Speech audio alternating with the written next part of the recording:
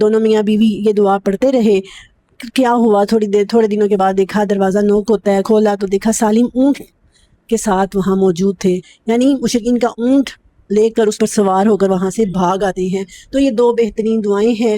کبھی کبھی زندگی میں ایسا وقت آتا ہے جب ہمیں یہ محسوس ہوتا ہے کہ ہم پر مشکلات اتنی آئی ہیں کہ ہر طرف سے ہمیں دروازے بند ہوتے ہوئے نظر آتے ہیں. رزق کی تنگی کی مشکلات ہیں، یا بیماریوں کی مشکلات ہیں، یا کوئی بھی ایسی سچویشن ہے جس سے ہم نکل نہیں پا رہے ہوتے.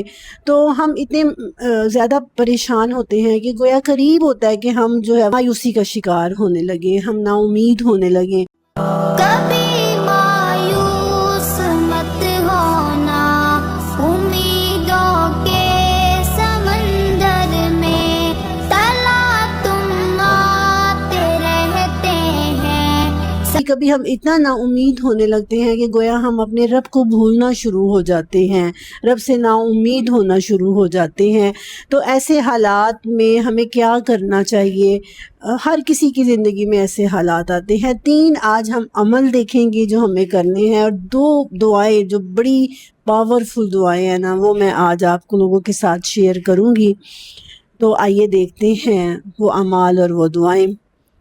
کبھی تم مانگ کر دیکھو، تمہاری آنکھ کے آنسو یوں ہی ڈھلنے نہیں دے. السلام علیکم ورحمۃ اللہ وبرکاتہ. دوستو، آپ لوگوں نے کبھی سمندر کے کنارے کھڑے ہو کر دیکھا ہوگا کہ سمندر کبھی ہموار نہیں چل رہا ہوتا، اس کی لہروں کی مد و جزر ہوتی ہے، اور کبھی اوپر کبھی نیچے لہریں جو ہیں وہ ایسے آ جا رہی ہوتی ہیں. بالکل انسان کی زندگی بھی ایسے ہی ہے، نہ ہی تو خوشی ہمیشہ رہتی ہے اور نہ ہی غم ہمیشہ رہتے ہیں. اللہ تعالیٰ انسان کو آزماتا ہے. اللہ تعالیٰ فرماتا ہے، انسان کا یہ حال ہے کہ جب اسے اس کا رب آزماتا ہے اور عزت و نعمت دیتا ہے تو وہ کہنے لگتا ہے کہ میرے رب نے مجھے عزت دار بنایا، اور جب وہ اس کو آزماتا ہے، اس کی روزی تنگ کر دیتا ہے، تو وہ کہنے لگتا ہے کہ میرے رب نے میری اہانت کی اور ذلیل کیا. جیسے ہی اللہ اس کو آزمانے لگتا ہے تو پھر واویلا ڈال دیتا ہے کہ میرے رب نے مجھے رسوا کر دیا ہے.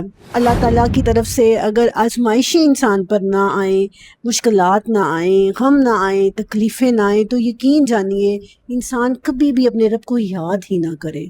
اللہ تعالیٰ نے اپنے بندوں سے محبت کرتا ہے. وہ نہیں چاہتا کہ میرے بندے سرکشی میں فرعون بن جائیں، حامان بن جائیں، نمرود بن جائیں، مجھے یاد کرنا بھول جائیں. اس لیے وہ اپنے بندوں کو اپنی یاد دلانے کے لیے کسی نہ کسی مصیبت میں، کسی نہ کسی تکلیف میں مبتلا رکھتا ہے. لیکن اس کا مطلب یہ نہیں کہ وہ ان مصیبتوں سے نکلنے کا راستہ نہیں دیتا، راستہ بھی دیتا ہے. لیکن اس نے انسان کو اس لیے کہ وہ مجھے بھولے نہ. آپ اپنے ارد گرد نظر دوڑا کے دیکھیے، آپ دیکھیں گے آپ کو کئی طرح کے لوگ نظر آئیں گے. آپ دیکھیں گے کچھ فیملیز ایسی ہیں کہ اللہ تعالیٰ نے ان کو بہت زیادہ دولت دے رکھی ہے، لیکن وہ کسی نہ کسی طرح بھی کسی بیماری میں مبتلا ہیں. اور پھر کچھ فیملیز ایسی ہیں جو صحت تندرستی بھی ہے، دولت بھی ہے، اولاد نہیں ہے، وہ اولاد کی کمی کو لے کر اپنے رب کو یاد کرتے ہیں، وظیفے کرتے ہیں، دعائیں مانگتے ہیں. اور پھر ایسے کچھ لوگ ہم دیکھتے ہیں ان کے پاس اولاد بھی ہے، ان کے پاس رزق بھی ہے، اور وہ ان کے پاس بیماری نہیں ہے، لیکن بچوں کی تکلیفوں میں، بچوں کی آزمائشوں میں ایسے پڑے ہیں کہ پریشان ہو کے رہ گئے ہیں، ان سے نکل نہیں پا رہے. تو جو آیت آج میں نے آپ کے ساتھ شیئر کرنی ہے نا، بڑے دنوں سے میرا دل چاہ رہا تھا کہ یہ آیت میں آپ کے ساتھ شیئر کروں. ویسے بھی اس آیت کے ساتھ ایک میری دلی وابستگی تو ہے ہی، لیکن کچھ دنوں پہلے نا میں نے ایک سوشل میڈیا پہ مشہور ہیں اسلامک اسکالر ڈاکٹر سبیل اکرام، رمضان میں نا میں نے ان کو بڑی ہی خوبصورت انداز میں اس آیت کی تلاوت کرتے ہوئے سنا. اور آپ یقین کریں کہ اتنی خوبصورت انداز سے وہ تلاوت کر رہے تھے اس آیت کی، اور ظاہر ہے آیت کے ترجمے کی تو مجھے سمجھ ہے. تو جب وہ ان آیت کا ایک ایک لفظ میرے کانوں میں پڑ رہا تھا نا، تو آپ یقین کریں کہ کتنے دن تک میں اس آیت کی تاثیر سے نکل نہیں پائی، اور ابھی بھی نہیں نکل پائی، اور اللہ نہ کرے کہ کبھی نکلوں. اور پھر نا میں نے کچھ دن بعد نا ان کا ہی ایک ویڈیو کلپ میں دیکھ رہی تھی، اور مجھے بڑی حیرت بھی ہوئی. انہوں نے اسی آیت کا حوالہ دیتے ہوئے کہا، میرے سامنے سے ایک آیت گزری جو میری زندگی میں جہاں سے انقلاب آیا ہے، جو 4-5 سال میں جو اللہ تعالیٰ نے ہمیں ترقیاں دی ہیں، میں یہ سمجھتا ہوں that was a turning point. وَمَن يَتَّقِ اللَّهَ يَجْعَل لَّهُ مَخْرَجًا وَيَرْزُقْهُ مِنْ حَيْثُ لَا يَحْتَسِبُ وَمَن يَتَوَكَّلْ عَلَى اللَّهِ فَهُوَ ہی حَسْبُهُ. ہیں. جس نے تو میرا بڑا دل چاہ رہا تھا کہ میں آپ لوگوں کے ساتھ بھی یہ آیت شیئر کروں. اس آیت کو شیئر کرتی ہوں اور پھر اس کے بعد دیکھتے ہیں کہ کون سی 3 چیزیں ہمیں اپنے اندر پیدا کرنے کی ضرورت ہے اور وہ کون سی دعائیں ہیں. اچھا جی، یہ سورۃ طلاق کی آیت نمبر 2 کا کچھ حصہ ہے اور پھر آیت نمبر 3 پوری ہے. اللہ تعالیٰ فرماتے ہیں وَمَن يَتَّقِ اللَّهَ يَجْعَل لَّهُ مَخْرَجًا. جو اب دیکھیں ہم اکثر بڑے بڑے وظیفے کرتے ہیں مشکلوں سے نکلنے کے، لیکن اللہ تعالیٰ نے یہاں پہ ہمیں ایک آپ سمجھے سیکرٹ بتا دیا ہے مشکلوں سے نکلنے کا، تنگیوں سے، پریشانیوں سے نکلنے کا. اللہ تعالیٰ نے فرمایا کہ وَمَن يَتَّقِ اللَّهَ يَجْعَل لَّهُ مَخْرَجًا. جو اللہ سے ڈرتا ہے، جو گناہوں سے بچتا ہے، جو اللہ سے ڈرتے ہوئے زندگی گزارتا ہے، جس کو سب سے زیادہ فکر اللہ کی ہوتی ہے کہ میرے اللہ کا اس معاملے میں کیا حکم ہے، میری نماز قضا نہ ہو جائے، میری نماز نہ چھوٹ جائے، میرے سے کسی کی دل آزاری نہ ہو جائے، میرے سے کسی کی حق تلفی نہ ہو جائے. حقوق العباد ہے، حقوق اللہ ہے، تقوی کو اختیار کرتے ہوئے جو زندگی گزارتا ہے. تو فرمایا کہ اللہ کیا کرتا ہے پھر، یعنی کچھ کرنے کو کہا ہے نا، کچھ کرو. اللہ کیا کرے گا، یجعل لہ مخرجا، اللہ اس کو ایگزٹ فراہم کر دے گا. اب وہ ایگزٹ کیا ہوگا؟ آپ دیکھیں نا، کہیں پہ ہم جاتے ہیں ایک انٹرنس گیٹ ہوتا ہے، ایک ایگزٹ گیٹ ہوتا ہے، نکلنے کا راستہ، اور بند گلیوں سے نکلنے کے لیے اللہ فرمایا راستہ فراہم کرے گا. اب وہ راستہ کیا ہوگا؟ وہ راستہ کبھی کبھی ضروری نہیں ہوتا کہ اللہ تعالیٰ بہت زیادہ رزق دے، دولت دے، آپ کی وہ بیماری ختم ہو جائے، وہ محرومی فوراً دور ہو جائے. ایسا نہیں ہمیشہ ہوتا، ایسا بھی ہوگا، لیکن کبھی کبھی وہ صبر کی صورت میں اللہ تعالیٰ آپ کے دل میں صبر ڈال دیتا ہے.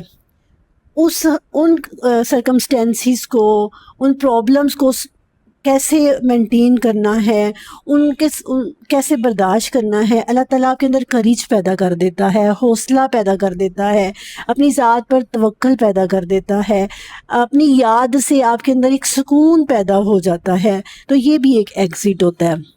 اور پھر فرمایا، اللہ تعالیٰ نے فرمایا وَيَرْزُقُهُ، اللہ اس کو رزق بھی دیتا ہے، مِنْ حَيْثُ لَا يَحْتَسِبُ، اور وہاں سے رزق دیتا ہے جہاں سے اسے گمان بھی نہیں ہوتا.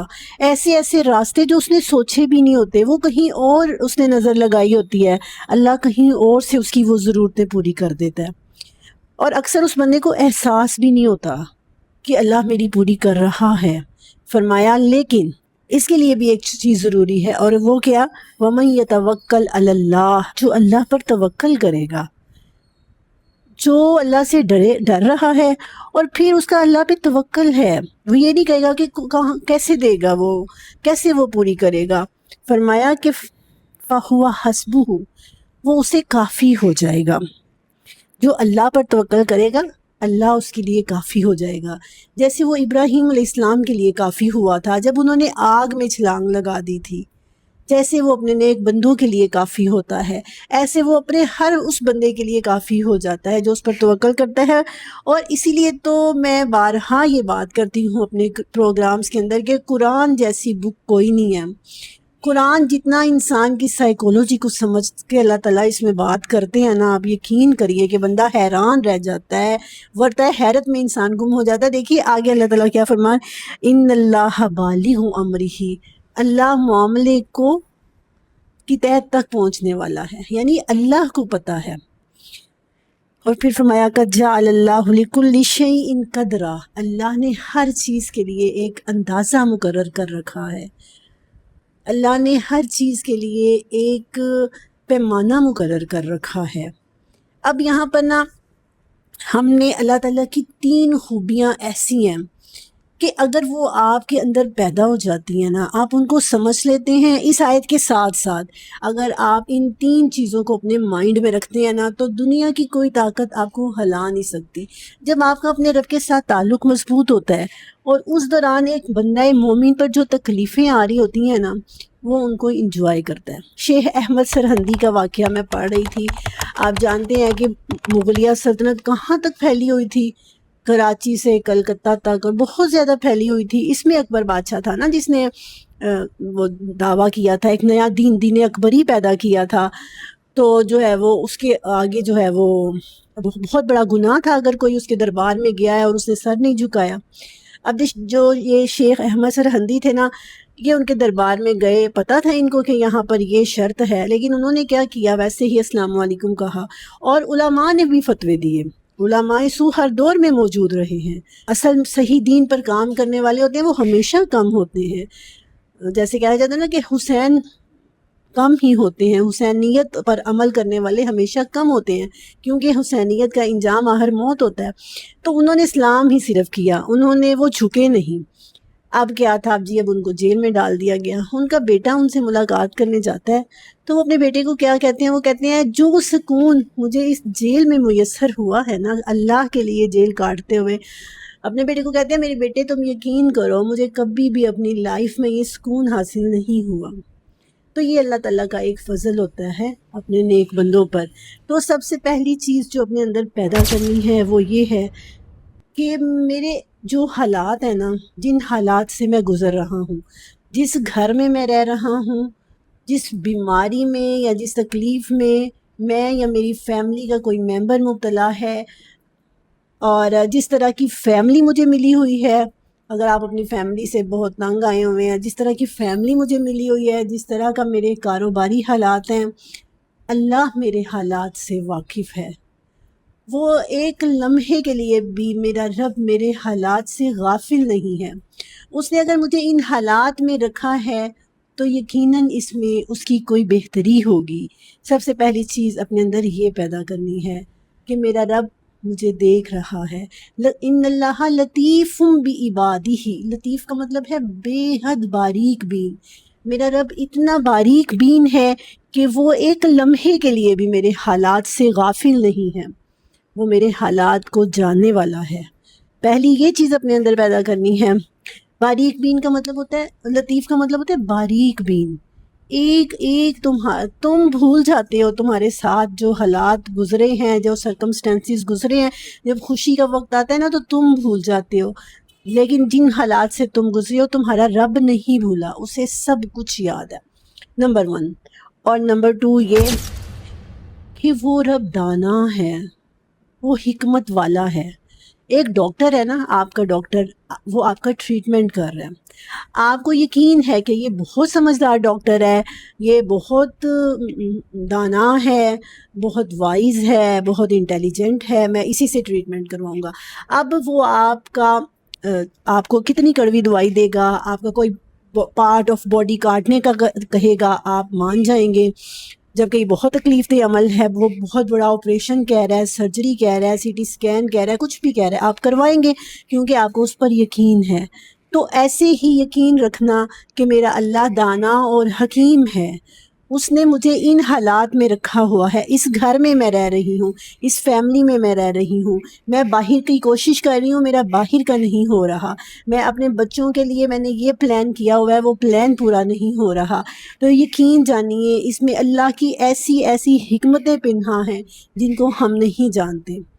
آپ دیکھیے غزوہ احد کو دیکھیے، نبی پاک صلی اللہ علیہ وسلم کبھی بدر کے میدان میں نہیں گئے تھے، وہ احد کے میدان میں جایا کرتے تھے، کیونکہ ایک مومن کو یا تو شہادت ملتی ہے یا آخرت ملتی ہے۔ تو وہاں پر اللہ کے نبی کے عزیز و اقارب شہید ہوئے تھے، ان شہیدوں کو یاد کرنے کے لیے اللہ کے نبی غزوہ احد میں جاتے تھے۔ تو ہر انسان کی زندگی میں جو اللہ کے راستے پر چلتا ہے، غزوہ احد آتی ہے، یعنی مشکلات آتی ہیں، مکی دور آتا ہے۔ تو اگر آپ کا بھی مکی دور چل رہا ہے، آپ کی لائف میں مشکلات آئی ہوئی ہیں، تو آپ بھی اس بات کا یقین رکھیے کہ میرا اللہ دانا اور حکیم ہے، اس کی حکمت ہے جو اس نے مجھے ان حالات، پتہ نہیں آپ کتنا کچھ سیکھ رہے ہیں ان مشکلات میں، آپ کے بچے کتنا کچھ سیکھ رہے ہیں۔ اکثر آپ دیکھیں گے کہ وہ بچے جو بہت زیادہ ناز و نم میں پلتے ہیں، جو لگژری لائف گزارتے ہیں، جن کی ہر ضروریات پوری ہو رہی ہوتی ہیں، ان کے اندر سمجھداری کم ہوتی ہے، وہ کمفرٹ زون ڈھونڈتے ہیں، وہ محنتی نہیں ہو پاتے، وہ بچے محنتی نہیں ہوتے، وہ بچے سمجھدار نہیں ہوتے، اور نہ ہی ان بچوں کے اندر صبر ہوتا ہے، نہ ہی مشکلات کو جھیلنے کی کریج ہوتی ہے۔ تو اللہ تعالیٰ نے جن حالات میں آپ کو رکھا ہوا ہے، آپ نے سوچنا ہے کہ وہ بہت بہتر جانتا ہے، اس نے مجھے کیوں ان حالات میں رکھا ہوا ہے۔ ہر وقت گلے شکوے نہیں کرنے، کسی چیز کو، کسی مشکل کو اپنے سر پر سوار نہیں کرنا۔ اور تیسری چیز یہ کہ ٹھیک ہے وہ میرے حالات سے بھی واقف ہے، ٹھیک ہے وہ حکمت اس کی ہے، لیکن یہ تیسری چیز پیدا کرنا بھی بے حد ضروری ہے کہ وہ رب میرے ساتھ میرے والدین سے زیادہ رحیم ہے، وہ مجھ پہ ظلم نہیں کرے گا، وہ مجھے میرے حالات میں چھوڑے گا نہیں۔ جیسے پچھلے زمانوں میں ہوا کرتا تھا نا، کچھ دیوتا جو زندہ دیوتا ہوتے تھے، وہ لوگوں کو ان کے حالات پہ چھوڑ دیتے تھے اور دور کھڑے ہو کے دیکھتے رہتے تھے۔ نہیں، اللہ ایسا نہیں ہے، اللہ تعالیٰ 70 ماؤں سے زیادہ رحم کرنے والا ہے۔ تو اللہ تعالیٰ کبھی بھی انسان کو اس حال میں چھوڑنے والا نہیں ہے، بلکہ جن حالات سے گزار رہا ہے وہ انسان کی بہتری کے لیے ہے، وہ بہترین حالات پیدا کر دے گا۔ تو یہ جو اللہ تعالیٰ نے سورۃ نشرح میں فرمایا نا کہ فَإِنَّ مَعَ الْعُسْرِ يُسْرًا، ہر تنگی کے ساتھ ایک آسانی ہے، تو گرامر کے روح سے بھی اگر اس کو سمجھے نا تو 2 دفعہ فرمایا فَإِنَّ مَعَ الْعُسْرِ يُسْرًا، بے شک تنگی کے بعد آسانی ہے، پھر فرمایا بے شک تنگی کے ساتھ آسانی۔ اور یہ جو فَإِنَّ ہے نا، اس کا مطلب ہوتا ہے ضرور ضرور تنگی کے بعد آسانی آتی ہے، ضرور ضرور آئے گی۔ ایک بات اور دوسری بہت اہم بات یہ کہ یہ جو العسری کہا نا، لگا کے تکلیف کو خاص کر دیا کہ کوئی ایک خاص تکلیف، کوئی ایک خاص پروسیس، کوئی ایک خاص سرکمسٹینسز، کوئی ایک خاص کنڈیشن تمہاری لائف میں ایسی آئے گی کہ اس کے بعد فَإِنَّ مَعَ الْعُسْرِ يُسْرًا کو نکرہ کر دیا، العسری کو معرفہ کیا کہ ایک خاص تکلیف ایسی آنی ہے، یسرا، جس کے بعد لامتناہی آسانیاں ہیں، لامتناہی خوشیاں ہیں، کامیابیاں ہیں، سرخرویاں ہیں، اللہ تعالیٰ کی طرف سے انعامات ہیں، اللہ تعالیٰ کی نعمتیں ہیں، انعامات ہیں تمہارے اوپر، ان کو نکرہ کر دیا کہ ان کی کوئی تعداد نہیں۔ اور پھر 2 دفعہ فرمایا، ایک دفعہ حضرت یوسف، آپ جانتے ہیں قید میں تھے، پریشان تھے، لیکن نبیوں پر بھی تکلیفیں آئیں، نبیوں سے بڑھ کر اللہ کو محبوب کون تھا؟ نبیوں کو بھی اللہ نے تکلیفوں سے گزارا، تکلیفوں کی بھٹیوں سے اللہ تعالیٰ نے پگھلا کے ان کو کندن بنایا۔ اب حضرت یوسف پر مشکلات آئی ہیں، حضرت جبرائیل آتے ہیں ان کے پاس اور ان کو کہتے ہیں کہ یوسف اپنے رب سے مانگو، یہ دعا مانگا کرو۔ یہ جو 2 دعائیں میں نے آپ کو کہا نا، میں آج آپ کو بتانے والی ہوں۔ پہلی دعا یہ کہ اللہم ہر فرض نماز کے بعد پڑھے، اللہم اجعل لی فرجن و مخرجن وارزقنی من حیث لا احتسب، اسی آیت سے ملتی جلتی جو ابھی میں نے آپ کو آیت سنائی تھی کہ اللہ تعالیٰ میرے لیے فرج، اللہم اجعل لی مخرجن، اللہم اجعل لی من امری فرجن و مخرجن وارزقنی من حیث لا احتسب، اسی آیت کے مطابق کہ ان کے لیے نکلنے کا راستہ بھی بنا دوں گا اور رزق بھی ایسی جگہ سے دوں گا کہ ان کا گمان بھی، ان سے میں یہ کہہ دیا کروں۔ تنگی سے نکلنے کا راستہ، و مخرج، اور مخرج فرج کشادگی، مخرج تنگی سے نکلنے کا راستہ، اور مجھے وہاں سے رزق دے جہاں سے مجھے گمان بھی نہیں ہے، ہر فرض نماز کے بعد۔ اور آپ دیکھیے کیسے اللہ تعالیٰ نے ان کو مخرج، ایگزٹ، جیل سے، حاکم وقت تو خود بلا رہا ہے، حاکم وقت خود حالات پیدا کر رہا ہے کہ ان کی گواہی دی جائے، ان عورتوں کو بلایا، پھر ان کی بے گناہی ثابت ہوئی، اور یہ بھی ہوا، اور پھر دوسرا کیا ہوا، رزق، مصر کے خزانوں کے بادشاہ بن گئے، اتنا رزق اللہ تعالیٰ نے عطا فرمایا کہ مصر کے خزانوں کے وہ جو ہے وہ بن گئے۔ اور دوسری دعا، حضرت صحابی ہیں عوف بن مالک، ان کا بیٹا تھا سالم، اور ان کو جو ہے وہ مشرکین مکہ اٹھا کے لے گئے اب ماں باپ کی آنکھوں کا تارا تھا، ماں باپ بے حد پریشان، اور رسول اللہ صلی اللہ علیہ وسلم کے پاس آتے ہیں اور فرماتے ہیں اللہ کے رسول سالم کو مشرکین اٹھا کے لے گئے ہیں، ہم بڑے پریشان ہیں، ہمیں بتائیے ہم کیا کریں۔ رسول اللہ نے فرمایا بہترین کلمات، پہلے بھی اللہ کے رسول ان کلمات کے بارے میں فرما چکے تھے کہ یہ بہترین خزانہ ہے، اتنا بھاری خزانہ ہے کہ اس کا بوجھ زمین و آسمان نہیں اٹھا سکتے، اور وہ کیا ہے؟ لا حول ولا قوت الا باللہ العلی العظیم، کہ اچھائی اور برائی اور ساری قوتیں اللہ کے پاس ہیں، اللہ کے سوا کسی کے پاس نہیں ہے۔ تو انہوں نے دونوں میاں بیوی یہ دعا پڑھتے رہے۔ کیا ہوا؟ تھوڑے دنوں کے بعد دیکھا دروازہ نوک ہوتا ہے، کھولا تو دیکھا سالم اونٹ کے ساتھ وہاں موجود تھے، یعنی مشرکین کا اونٹ لے کر اس پر سوار ہو کر وہاں سے بھاگ آتے ہیں۔ تو یہ دو بہترین دعائیں ہیں۔ بچی کی شادی نہیں ہو رہی، رزق کی تنگی ہے، آپ کہیں سے نکلنا چاہتے ہیں، نکل نہیں پا رہے، تو فرضی نماز کے بعد ان دعاؤں کا ذکر کریں، اللہ تعالیٰ کو یاد کرتے رہیں، اور پھر وہ جو پہلا ایک عمل اللہ تعالیٰ کی 3 صفات پر یقین رکھیں۔ صرف یہ نہیں کہ اللہ ہے، صرف اس چیز پر آپ کا یقین اگر ہوگا نا تو وہ سکون نہیں ملے گا۔ جب آپ ان 3 چیزوں پر یقین لے آئیں گے، یہ آپ کو ڈگمگانے نہیں دے گا۔ میرا رب میرے حالات سے واقف ہے، میرا رب حکیم و دانا ہے، میرا رب بہت رحم کرنے والا ہے، اور پھر یہ کہ اللہ کا خوف اپنے اندر پیدا رکھنا ہے، تو انشاءاللہ زندگی میں سکون بھی ہوگا، اور اللہ تعالیٰ مشکلات کے بعد پھر آسانیوں کے دروازے کھول دے گا۔ اللہ تعالیٰ سب مسلمانوں کی مشکلات دور فرمائے، آمین۔ وآخر دعوانا ان الحمد للہ رب